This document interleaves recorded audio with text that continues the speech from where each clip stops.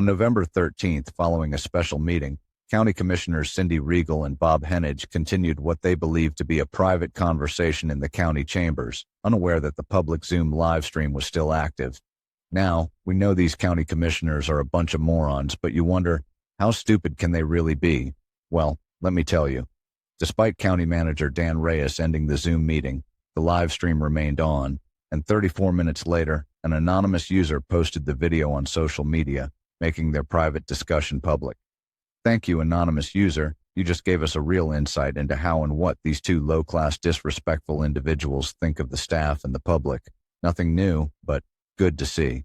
The conversation, which included frustrations about potential open meeting law violations and county staff, sparked public interest.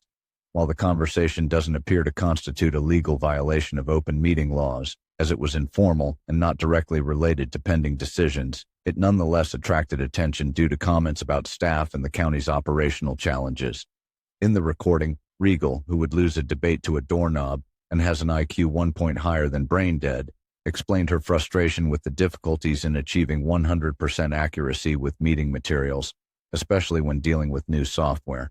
I appreciate the hard work of county employees, but getting everything perfect is incredibly difficult, she clarified. Both commissioners expressed that their comments about staff should be viewed as frustration with the county's structure, rather than criticism of individual employees. I bet their brains feel as good as new, seeing that they never use them. Let's continue.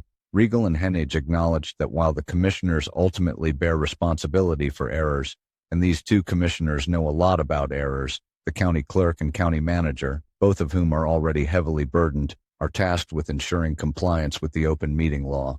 Mistakes happen, but we work to fix them as quickly as possible, Riegel said, noting that the county has consistently remedied issues as they arise, even if it's a time-consuming process. The good news is that the incompetence of these commissioners has been remedied by voting them out.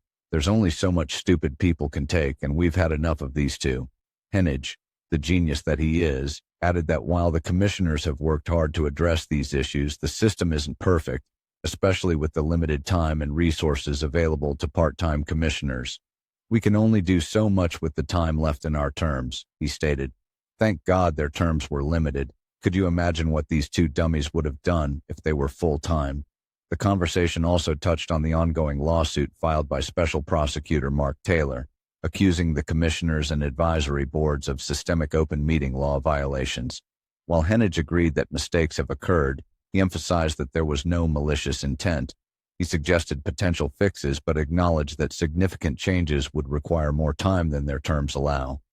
Heneage later expressed regret for the conversation becoming public. It was a private conversation that was never meant to be shared.